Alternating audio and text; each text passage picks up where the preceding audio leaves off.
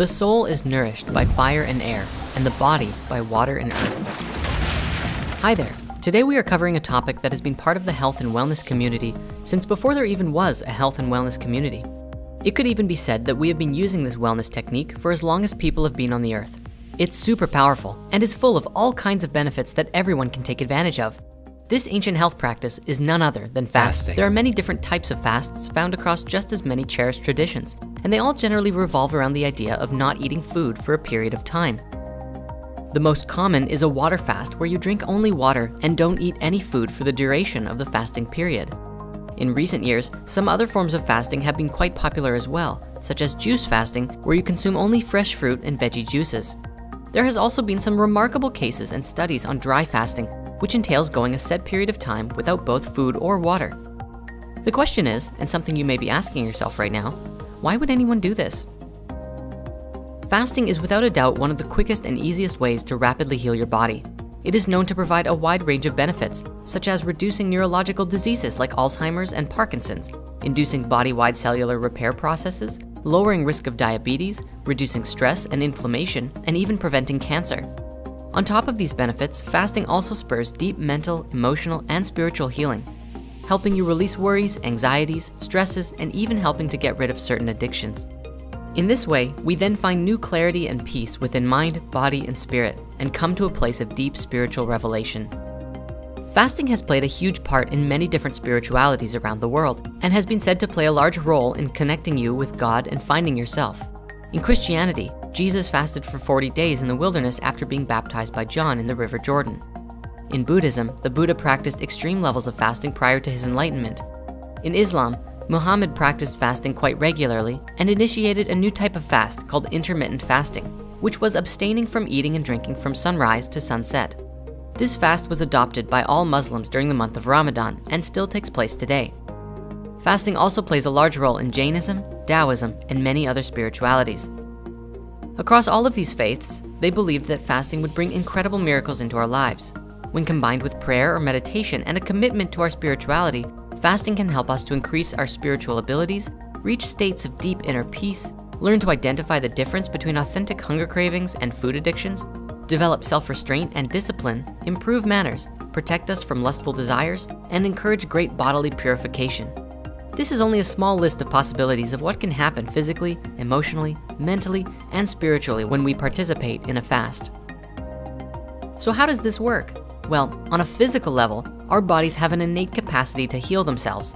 However, under normal circumstances, a great deal of energy in our bodies goes to the digestive system and metabolizing processes, turning the food we eat into usable energy for us to live our lives. This also means that the systems required for healing and repair are put on hold until these other processes have run their course. Thus, by fasting, we are essentially asking our bodies to take a break from digesting, freeing up a lot of energy for use on healing other parts of our bodies that often get neglected. For those who are curious, the deep physical cleansing benefits of fasting only really arise when you cut out food entirely. Just eating less than your recommended daily amount is not the same, because eating anything at all adds to your body's active energy storage called glycogen, which takes about 10 to 12 hours to be depleted. It's only after this time that the body starts burning fats for fuel and using up your excess fat storage for energy. The benefits that we could really go into here are astounding. However, the main points are as follows. Once your body enters into the state of burning fats for fuels, we see our glucose levels drop. We start to lose weight and belly fat as it's used up for fuel. We see insulin and IGF-1 levels drop, reducing risk of diabetes, and we see many deep cellular repair processes begin as the body begins removing waste material from our cells. We also see beneficial changes to several genes and molecules related to longevity and immunity to disease, as fasting actually produces new stem cells into the body. This process also reduces oxidative stress and inflammation as well. Fasting is also very beneficial for heart health, as it improves blood pressure, cholesterol, blood triglycerides, and blood sugar levels. Doing this also improves brain function, which reduces anxiety as a result. Not surprisingly, exercise is the only other thing we know of which shows the same positive effects on brain health as fasting. Whenever you end a fast, it's important to do it very carefully. If you come off of your fast and go straight into eating how you used to, you may find your belly becoming quite bloated. This is actually normal if you intake food too quickly or eat food that your newly cleansed body doesn't actually like. If you instead start with teas, soups, and smoothies, and then begin shifting to small amounts of raw or plant-based foods, your body will have a much easier time adapting back to eating again.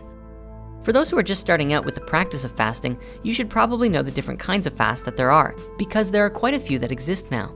Here's a short list of different fasts that you can try.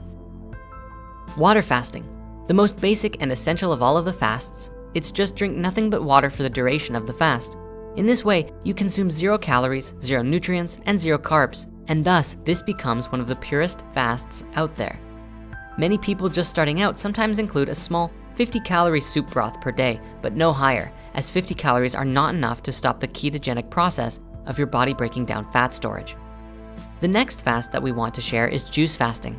This is one of the easiest fasts to get started with, from the perspective that you can go days and days without experiencing hunger, because you are still supplying your body with tons of energy for your body to use. We could talk all about juice fasting, but if you really want to learn about this one, go and watch Joe Cross's documentaries, Fat, Sick, and Nearly Dead 1 and 2. They are absolutely brilliant films about Joe's and others' experiences while juice fasting and how much healing was experienced because of it. Intermittent fasting. This is when you fast for a period of time during the day and then break the fast for a meal at some point in your day and then resume fasting. This is essentially the basis of the Ramadan-style fast, but you don't necessarily have to practice fasting only when the sun is up. The idea here is to pick a number of hours that you want to fast for during the day, say 18 hours, and then you have a small window of 6 hours to eat every day. Ideally, you want to reduce this to about a 4-hour window and then fast for 20 hours every day. This style of fasting works best if you can commit to it for several weeks, which gets your body in the same state as if you did a 3-day water fast. Dry fasting. Now, before we even describe this one, we'd like to express not to try this fast until you have practiced other forms of fasting for a long time, and not to practice without supervision. That said, this is going to blow your mind. There is this myth out there that humans can only survive without water for 3 days and then you'll die. However, the longest record for someone surviving on a dry fast is actually 18 days. It is suggested that this same fast is what was practiced by Jesus, Buddha, Moses, and Krishna in the old scriptures, but nobody knows for sure. Dry fasting is particularly intense because it involves cessation of both food and liquid for the duration of the fast. Some even restrict physical contact with water as well, because under dry fasting conditions, the skin becomes more absorptive to the moisture in the air and what you touch. Normally, toxins are released through the liquid in the body, but since there is very little water in the body at this point, toxins are eliminated by a unique mechanism whereby each cell essentially becomes its own furnace to burn up its own waste by attempting to rebalance the heightened levels of pressure between the inside and the outside of the cells. This method of fasting also releases more living stem cells into the body than regular fasting. A Russian doctor named Dr. Filanov has practiced medical dry fasting with his patients and experienced some tremendous results in healing some very deadly diseases, and has compiled his research into a book called Dry Medical Fasting: Myths and Reality. There are also a lot of new fasting systems out there which have been invented recently, such as the Master Fast Cleanse. This is a fast which combines intermittent juice fasting and dry fasting, where you consume dark juices for 6 hours a day and then dry fast for the remaining 18 hours until the next hydration period. You also consume a small amount of psyllium husk pudding with activated charcoal and bentonite clay, which is essentially a non-nutritional fiber that massages your intestines and peels toxins out of the colon as it moves through. Then, once a week, you dry fast for a longer period, and that longer dry fast duration increases over the course of the fast, which is upwards of 60 to 120 days. Our friend Giovanni did this fast, and if you'd like to read about the experiences he had, you can do so on the Collective Evolution website.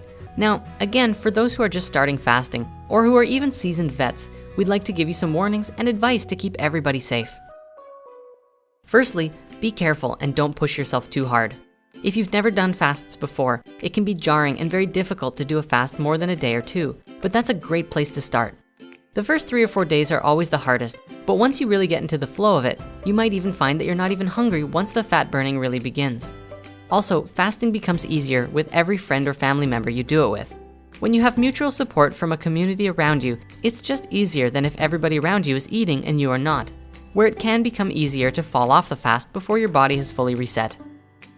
For us, for about a year between 2016 and 2017, we adopted a practice of fasting every Sunday as a spiritual practice and an energetic reset, and it felt great.